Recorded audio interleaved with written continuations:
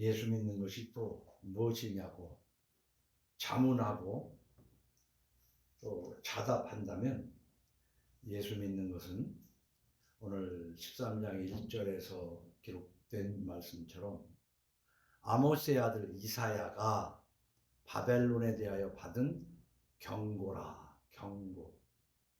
이사야가 받은 하나님으로부터 받은 경고입니다. 이사야가 하나님으로부터 바벨론에 대한 경고를 받아서 전하는 겁니다. 경고의 뜻은 돌아서라, 회개하라는 복음이에요. 우리는 경고라고 그러면은 싫어해요. 근데 그것은 무지한 겁니다. 여러 번 비교했지만 우리가 차를 운행할 때 경고등이 뜨는 것은 싫어할 일이 아니에요. 아, 고장나기 전에 선보라는 뜻이구나. 마찬가지로 하나님의 말씀을 읽고 우리가 말씀을 들을 때에 그 경고를 받는다는 것은 복이에요. 그래서 예수 믿는다는 것은 무엇이냐라고 할 때 여러 가지로 말할 수 있지만 경고음을 구별하는 삶이다. 경고음, 경고 신호, 경고 깃발 뭐 여러 가지가 있을 거예요. 그런 걸 통해서 나에게 이건 무슨 경고지? 그래서 옛말에 성현은 그런 말을 했어요. 3살 어린이에게도 배울 것은 있다. 받아들일 것을 받아들여야 돼요. 그런데 우리가 성경 말씀으로 보면 요한복음 8장 47절에 하나님께 속한 자는, 여러 번 읽었잖아요. 하나님께 속한 자는 하나님의 말씀을 듣나니, 하나님의 경고의 말씀을 듣는 거예요. 너희가 듣지 아니함은 하나님께 속하지 아니하였음이로다. 그러니까 내가 하나님께 속했는지 안 했는지 뭐 남에게 판단하게 할 거 없이 스스로 판단하면 되는 거예요. 아, 나는 그렇구나.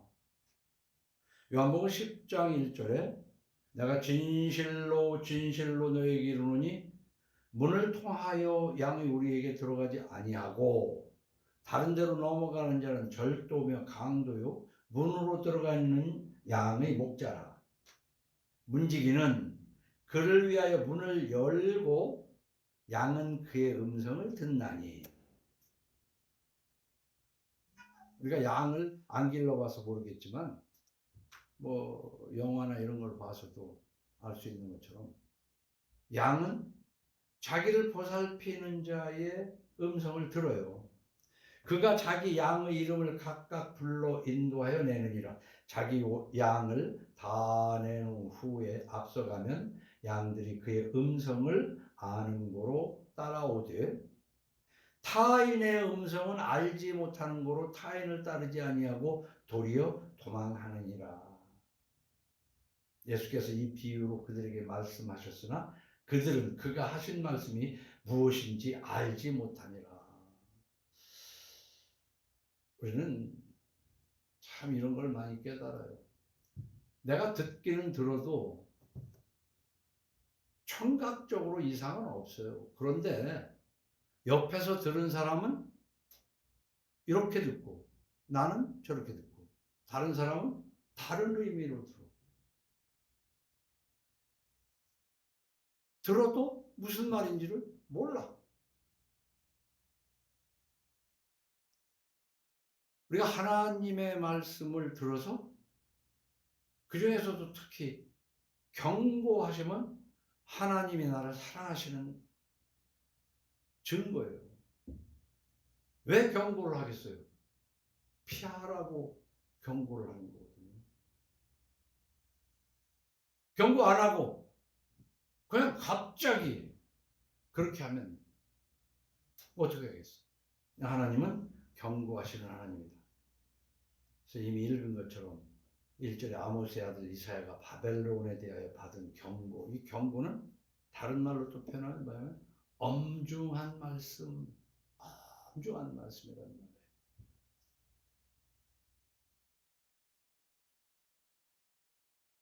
하나님은 말씀을 구약을 통해서, 구약 선지자를 통해서, 구약의 하나님이 택하신 종들을 통하여 기록했어요. 그래도 말씀하시고 반복해서 너무 여러 번 말씀하셨어요.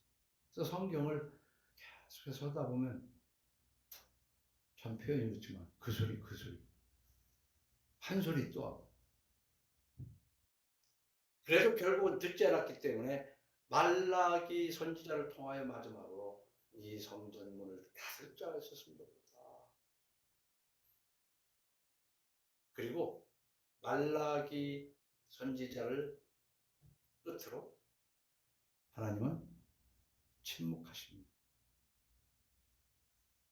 그래서 신약이 기록하는 그 시점까지 400년 동안 구약과 신약의 중간사라고 얘기하는데 400년이에요. 하나님 말씀 안 하셨어요. 이 의미를 잘 깨달아야 됩니다. 서로 화내고 다투는 것도, 미워하는 것도 아직 사랑이 있는 까닭.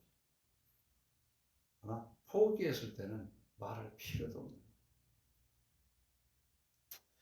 하나님, 신으로부터 위임받은 이 선지자는 구약에서는 제사장이라고 또 불렀어요. 또 그냥 선지자라고도 했어요. 또한 우리는 그들을 종이라고 부릅니다. 종. 왜 종이라고 부르냐면 무엇이든 받은 그대로 전하는 게 종이에요. 종은 시키는 대로 하는 게 종이에요. 지 마음대로 하는 종은 종이 아니죠. 그래서 목사를 대개 하나님의 종이라고 하는 것은 하나님의 말씀을 그대로 전하기 때문에 하나님의 종이지, 자기 좋은 대로 각색해서 내심 어떤 목적을 이루려고 성경을 이용해 먹는 것을 하나님의 종이라고 할 수는 없다.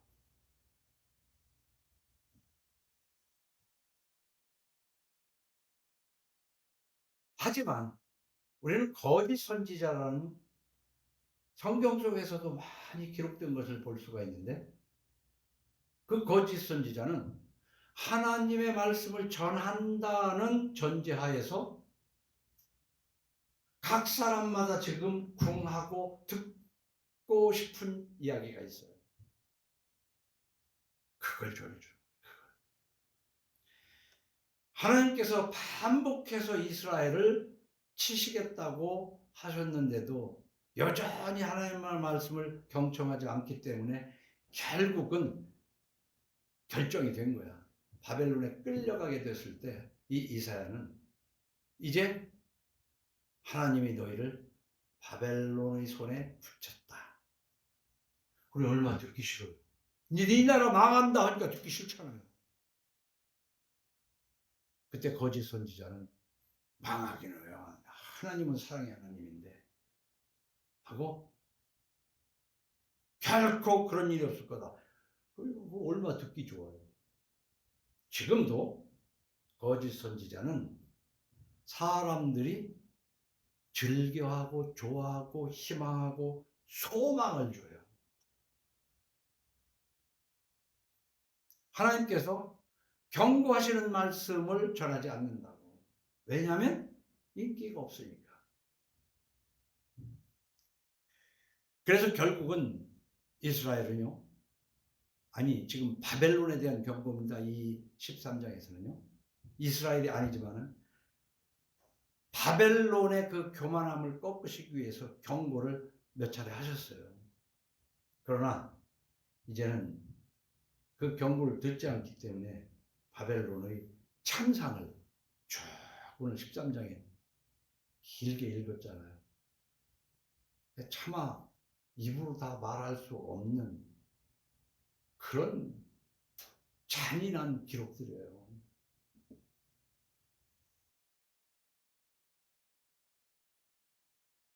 경고는요, 듣기 싫다. 이것은 절대 안 돼요. 굿뉴스예요. 굿뉴스. 그 경고에서 돌아서야 좋은 일이 생기니까.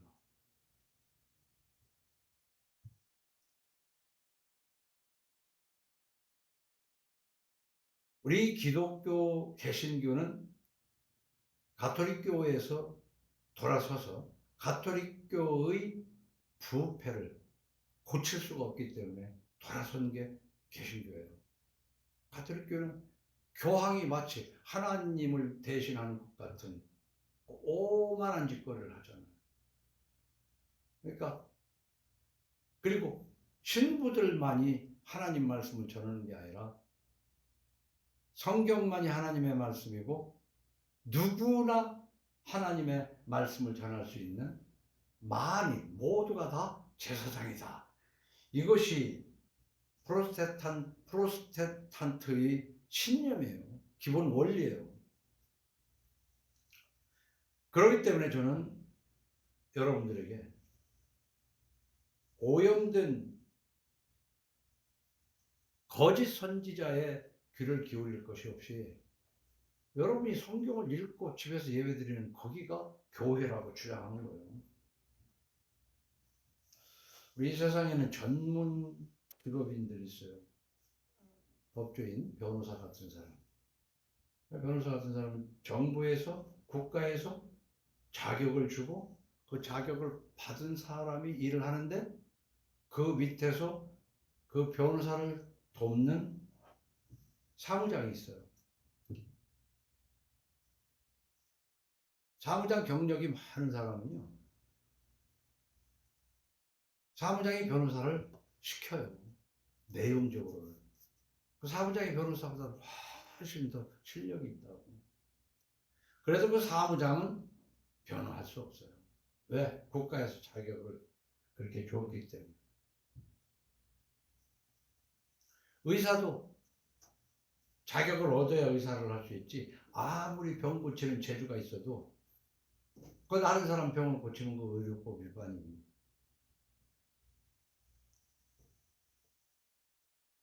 그러나 목사는 국가에서 주는 자격은 아니지만 뭐 어느 집단, 그걸 교단이라고 그러는데 교파에서 목사 안수를 합니다.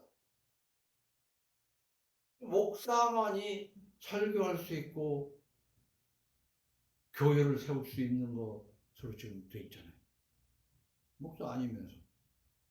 그러면 아닌 걸로 그렇다고 누가 잡아가는 것도 아니에요. 그럼 개신교가 나온 만인 제사장의 원리는 어디 갔냐 이 말이에요. 성경에 기록된 대로 너희는 택하신 족속이요 왕 같은 제사장들이 거룩한 나라의 그의 소유가 된 백성이니 이는 너희를 어두운 데서 불러내어 그의 기이한 빛에 들어가게 하신 이의 아름다운 덕을 선포하게 하려 합니다.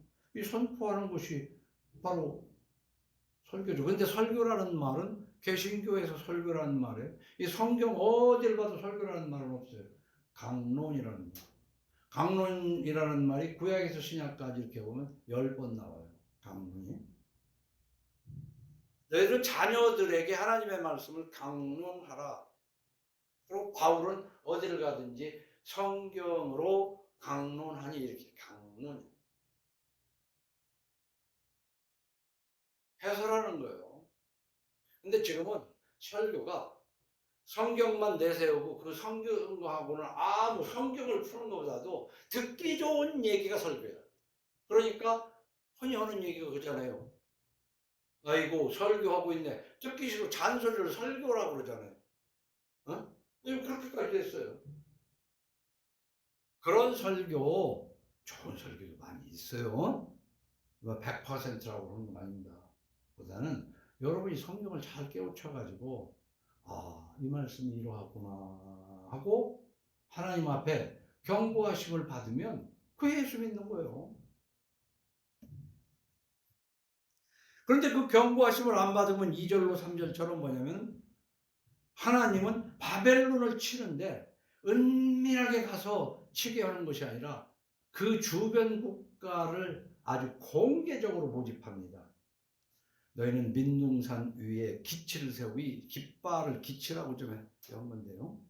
그 민둥산, 나무가 많은 데 가서 깃발 세워봐야 나무에 가려서 그 깃발이 안 보이잖아. 어? 우리나라 50년대 6.25 전쟁 이후에 우리나라 사람들이 거의 벌거숭이 민둥산이었잖아요. 그런 데는 높으니까 나무도 없으니까 거기다가 깃발을 세우고 막 소집을 하면 공개적인 거 아니에요.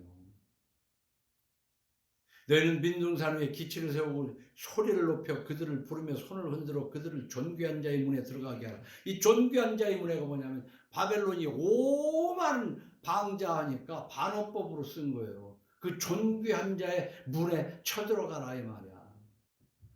그래서 우리가 아이고 잘나셨어, 이게 뭐예요? 진짜 잘난 사람한테 그렇게 얘기 안 하잖아요. 이걸 읽을 때는 그렇게 읽어야 돼요. 존귀한 자의 문에 들어가기, 그게 아니라 뭐라고 읽어야 될까? 내가 성우 같은 건 아주 비아냥거리는 거예요. 존귀한 자의 문에 들어가게 하라. 공개적입니다.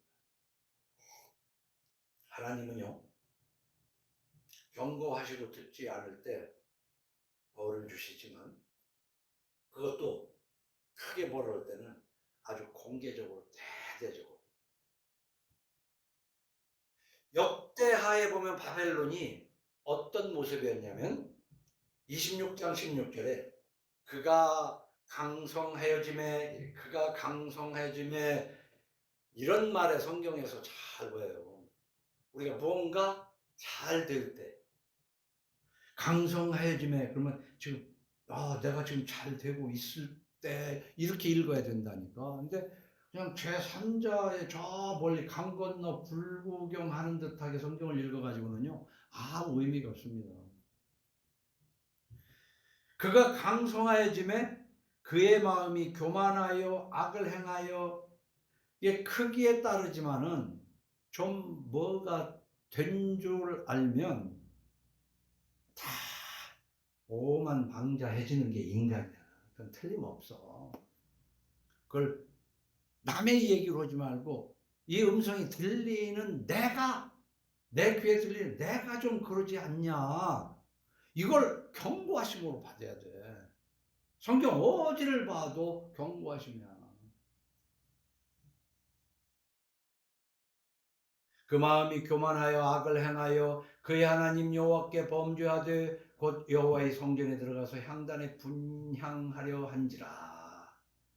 이게 지금, 이건 그 바벨론을 향한 게 아니라 오시아 왕이었습니다. 내가 착각했어. 이게 이스라엘의 왕, 이거 착각했어.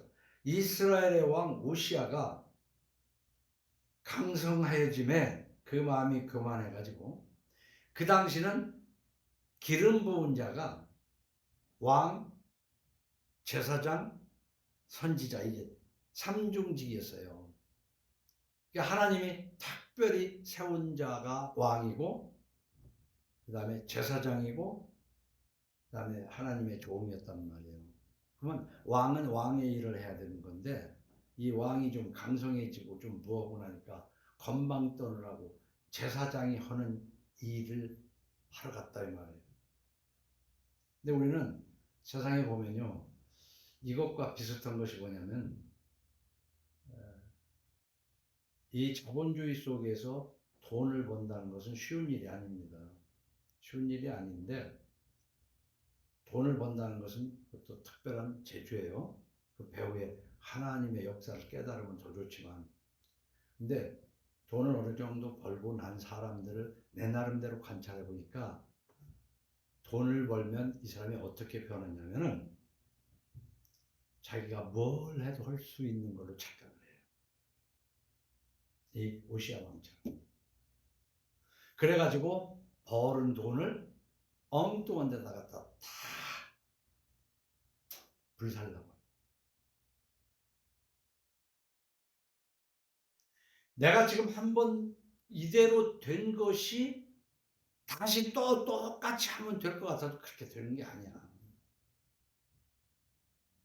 그런데도 그런 사람들 내가 많이 봤어요. 근데 그게 무엇이냐면 여기에 그가 강성해짐에 그의 마음이 교만하여. 그래서 성경 다른 곳에 보면 너희가 선줄로 여기거든 넘어질까 염려하라. 이렇게 왼쪽 좌우 왼쪽 오른쪽 좌우를 잘 생각해 가면서 이 세상을 어떻게 걸어야 되냐면 살얼음을 걷는 것처럼 조심조심 걸어야 되는 것이지 고만 방자만 돼요. 그래서 구약 시대에는 조금 전에 했지만 우리는 신약 시대는요 예수 그리스도를 믿으면 누구나 왕 같은 제사장이에요. 그러나 그 시대는 제사장은 특별히 하나님이 기름 부어 세운 사람만이 할 수 있어요. 그런데도 불구하고 지금 목사들은 특별히 자기를 기름 부어 세운 것이라고, 또 어떤 장로는 자기가 특별히 기름 부음 받은 장로라고 착각하는 사람들이 생각보다 많아요. 그래서 입으로 그렇게 말로는 말 안 해도 은근히 마음속에서 자기를 특화시킨다. 그게 교만이에요. 잠언 13장 10절에는 이렇게 기록합니다. 너는 교만에서는 다툼만 일어날 뿐이라 권면을 듣는 자는 지혜가 있느니라. 이 권면이 참 권면을 받는 것이 우리는 지혜인 거예요. 지혜가 없으니까 권면을 해도 안 듣죠. 왜 안 듣냐면 강성해졌기 때문에. 오히려 약한 자는 권면을 잘 받아들여요. 좀 비교적. 근데 심지어는 약하고 빈약, 그것도 가난하고 약을 빈약 아니에요. 빈약함에도 불구하고 권면을 잘 안 듣는 사람도 있어. 그러나 강성해지면 대체적으로. 그래서 잠언 27장 1절에도 보면 너는 내일 일을 자랑하지 말라. 하루 동안에 무슨 일이 일어날지 네가 알 수 없음이니라. 아무리 자기가 그 위대하고 똑똑해도 내일 일을 아는 사람은 아무도 없거든요. 예측을 했는데 그것이 맞을 수도 있지만 가능한 것은 아니거든요. 그래서 타인이 너를 칭찬하게 하고 네 입으로는 하지 말며 외인이 너를 칭찬하게 하고 네 입술로는 하지 말지니라. 우리 예수 믿는 사람은 이 귀절을 가지고 묵상을 많이 해야 돼요. 자화자찬하는 것은 예수 믿는 사람으로서 좀 그래. 다른 사람이 칭찬 안 할래 안 할 수가 없어서 그냥 공급계에 그냥 칭찬이 흘러나오는 그런 사람이 돼야 됩니다. 그래서 바벨론이 그렇게 우시아 왕이 강성해지니까 그런 것처럼 바벨론이 그랬기 때문에 4절 5절에 만군의 여호와께서 싸움을 위하여 군대를 그냥 지금 전쟁을 하려고 하나님이 이 군대를 검열하신단 말이에요. 어? 비유적으로 그렇게 하나님의 진노가 얼마나 큰가를 지금 4절에 여러분 이걸 알아야 되겠어요. 결국 바벨론은 망했습니다만 이 대제국들이 망할 때는 힘이 없어서 망하는 게 아니에요. 역사를 봐도 부패, 타락, 오만 아주 하나님 앞에 정말 더 이상 뭐라고 할 수 없는 지경에 오르기 때문에 망하는 거예요. 그래서 바벨론도 힘이 약해서 망하는 것이 아니고 하나님이 작정하신 거예요. 하나님이 여시면 닫을 자가 없고 하나님이 닫으시면 열 자가 없다는 말씀으로 저는 신앙의 눈으로 깨달음으로 들었잖아요. 성경 다른 어떤 곳으로 내가 들어온 게 아니라 하나님이 닫으면 안 되고 열면 된다는, 여기서부터 제가 출발을 했다고 저는.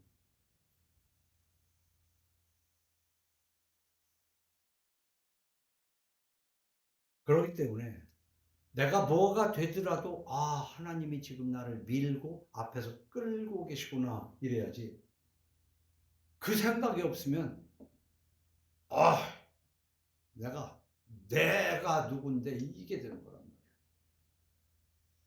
그래서 이사야서 10장 13절에도 그의 말에 나는 내 손의 힘과 내 지혜로 이 일을 행하였나니 나는 총명한 자라.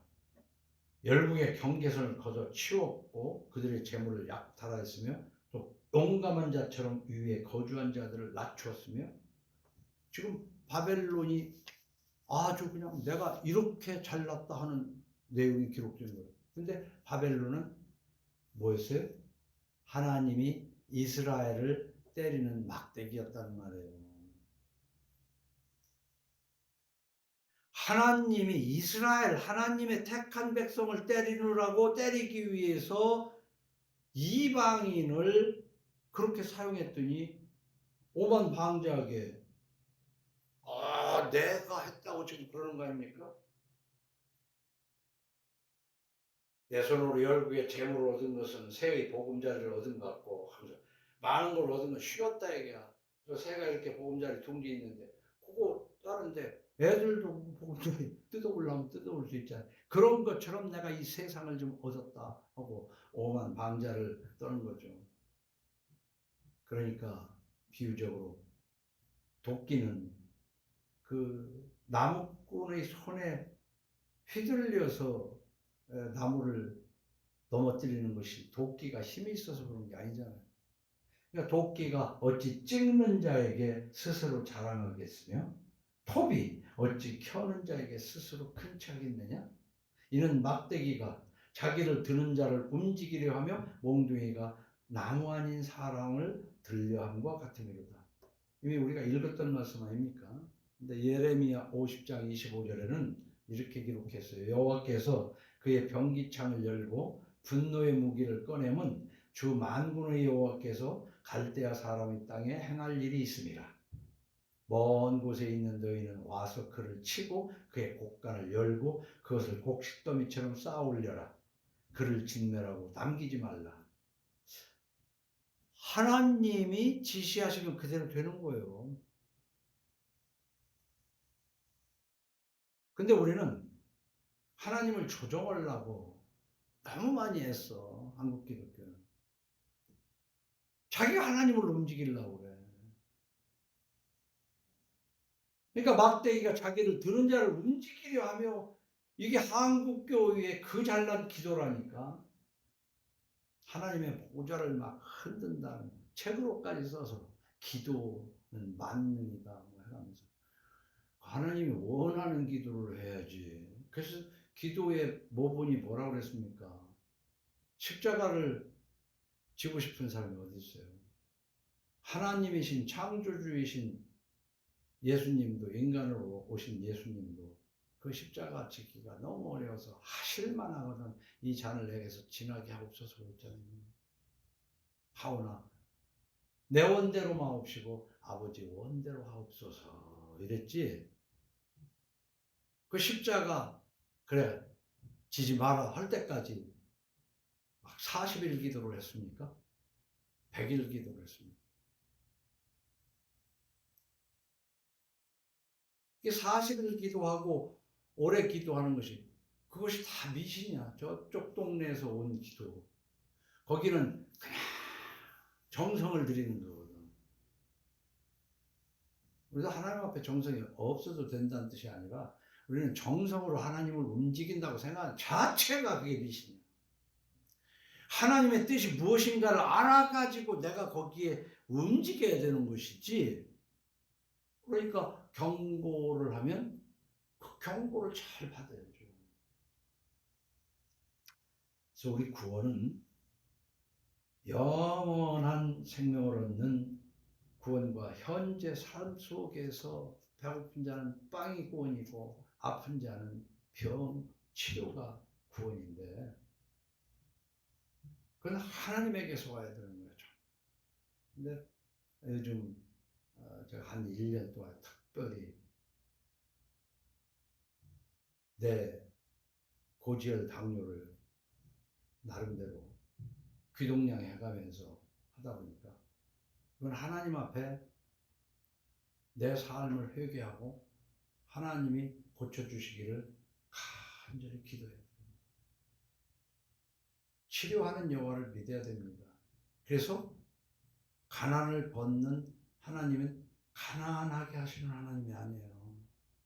꿔줄전정 꾸지 않게 하시는 하나님이라고. 그런데 하나님이 주신 걸 가지고 내가 무슨 짓을 했는가, 그래서 이렇게 다 뜯기는가, 날아가는가, 그걸 깨달아야 되는데 그저 이 사업 되게 해달라고 비나이다 비나이다, 정성이 부족해서 호박도 서럽구나, 이런 그 한국 기독교에서 제발 탈피하라. 그런데 좀 전에 얘기했지만 성경 해설 강해가 아니고 설교가 하나님의 말씀을 하는 듯 하면서 사실은 이 정성을 요구한다. 그래서 한국교회 설교에서요, 좋은 설교 많습니다. 근데 성경을 잘 분석하고 한 것도 많아요. 근데 거의가 엉뚱한 길로 있는데, 그래서 요즘은 제가 정말 절실하게 느끼는 것이, 우리 몸이 아픈 것을, 정말 몸이 아파서 너무 괴로울 때 의사의 처방에 의해서 좀 편안해질 때 얼마나 고맙습니다. 고맙겠습니까? 근데 병원도 자본주의화 되어버렸고, 환자를 통해서 어떻게 하면 큰 병원을 세울까, 병원 건물을 크게 할까 하는 게 있고, 교회라는 것도 그거 아니에요. 성도들을 통해서 어떻게 하면 큰 예배당 질까. 거의가 다라고 안 했습니다. 다라고 한 게 아니에요. 우리가 착하게 살아야 되지만 우리 충청도가 다 양반이라고 해서 다 착한 사람들이잖아요. 그러면 충청도 살면 그만이지. 교회 다닐 거 뭐 있어요. 교회 다니는 것은 하나님의 말씀에 따라서 착해야 돼. 하나님의 말씀을 좇아서 착해야 되는 것이다. 구원은 겸손한 사람에게 주어지는데, 그건 마음에서부터 시작하고 입술로 그리고 행위로 완성을 합니다. 어느 하나만 되는 건 아니에요. 그래서 우리는 그 사람의 마음을 모르니까 일단 말을 하면 그 사람의 마음이 그럴 줄 알지만 안 그런 사람도 많아요. 예수를 주로 시인하는 자마다 다 구원을 받으리라고 했는데 마음으로 믿음도 없으면서 예수를 주여 주여 한다고 그래서 천국에 가는 거 아니라고 그랬잖아요. 그건 왜 그렇습니까? 행함이 뒷받침 안 하는 것으로 증명이 안 됐다는 얘기죠. 그러나 그것은 마음에서부터 출발하거든요. 이르시되 이사야가 너희 의식하는 자에 대하여 잘 예언하였도다. 기록하였으되 이 백성이 입술로는 나를 공경하되 마음은 내게서 멀도다. 사람의 계명으로 교훈을 삼아 가르치니 나를 헛되이 경배하는도다 하였느니라.